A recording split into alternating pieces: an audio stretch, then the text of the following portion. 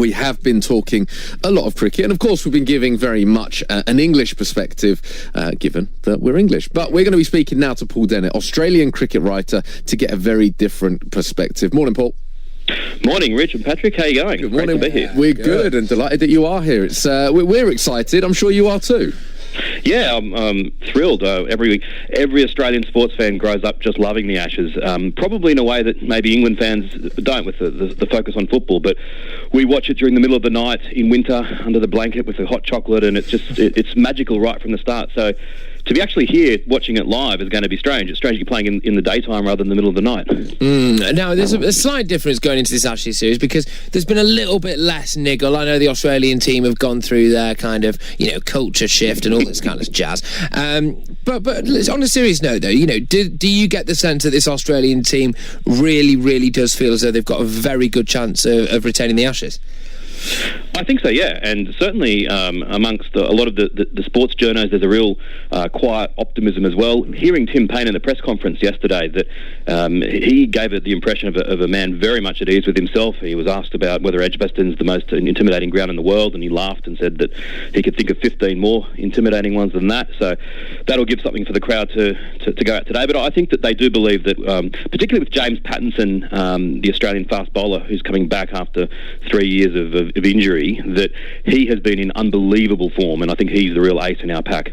Yeah, well, look, absolutely. Let's just chat a little bit on Tim Payne, because the fact is that maybe he's not the most gifted cricketer in this Australian team. Maybe, yes, he was probably awarded the captaincy almost by default in the wake of Sandpaper Gate. What's the general attitude towards him among Australian cricket fans? Do they feel as though he's maybe a little bit lucky to be there, or is he quite a popular bloke?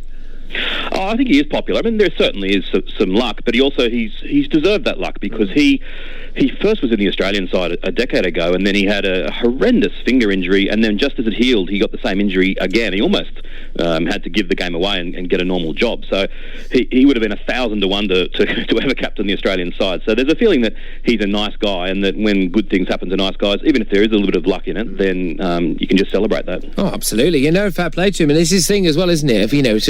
If people go, always a bit lucky to be there. What do you want him to do? Turn the captaincy down? Come off it. I mean, you're not going to do that, are you? You're going to get stuck in. That's what makes you an elite level sportsman. Just run me through some of the bowling lineup. We understand the England team has been announced completely and settled. The Australian team, as far as we're aware, there's still a couple of elements to it up in the air, whether Peter Siddle plays or Pat Cummins, James Pattinson, as you said. How do you expect their bowling attack to line up?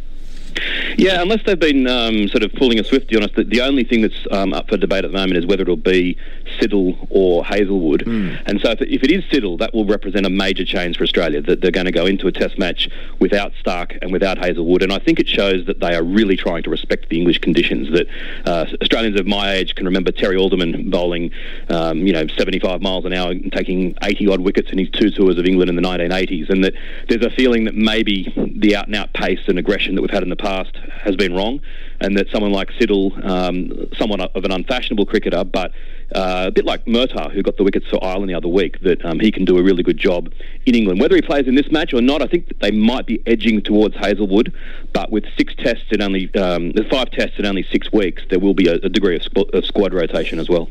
Yeah, absolutely. And in the case of David Warner, Cameron Bancroft and Steve Smith, of course, you imagine they might copy it a little bit from the Barmy Army Edgbaston today, and I would expect as well probably every single day until this Ashes series is over. But just dealing with each of those individually, do you think that they've got the mental strength to come through that? Do you think it will affect them in any way at all?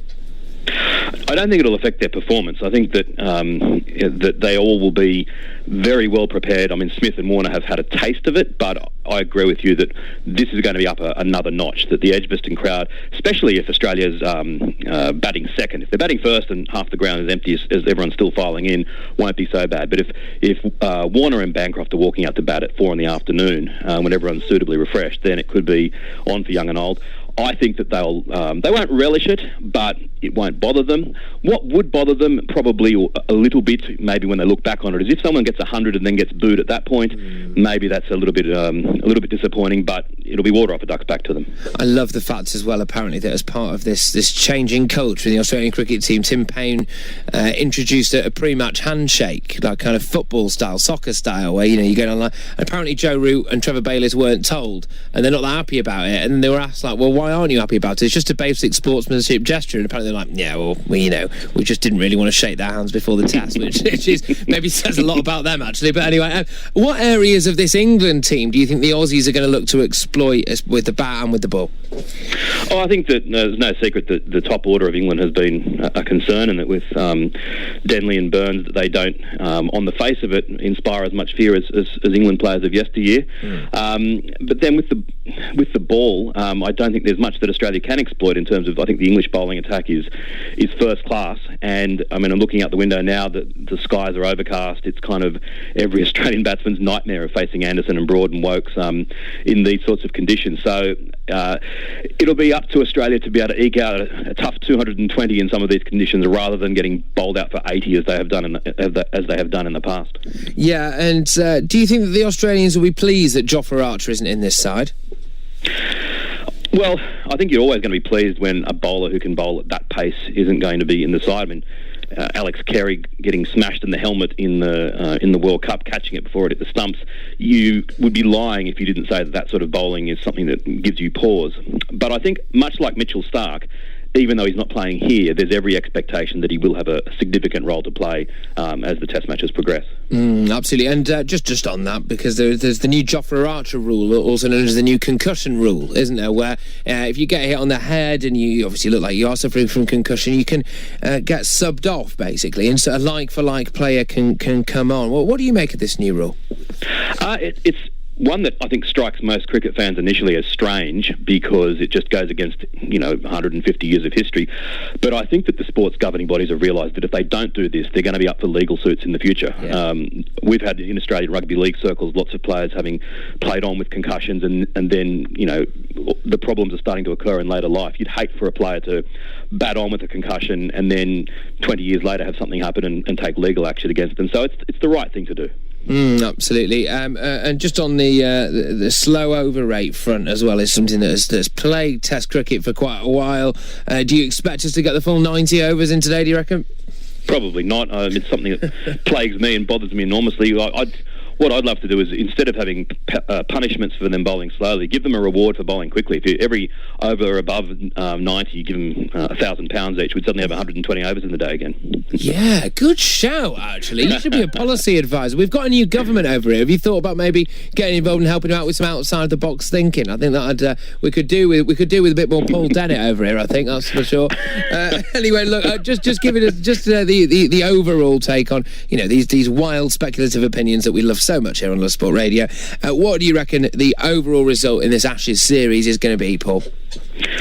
Well, with no confidence, I'm going to say Australia 3-2. But my record is poor. Last time out in Australia, I predicted England would win, and they got belted. So maybe I might be a bellwether sort of in the wrong direction. Absolutely. Great, all right, Paul. Great stuff, Paul. Thank you very much. That's Paul Dennett there, Australian cricket writer, giving us his thoughts on how he sees the Ashes playing out. You see, I like that. He's more carrot than stick. Absolutely, yeah. I think that's a really good idea. Maybe you should incentivize people instead of punishing them, and that's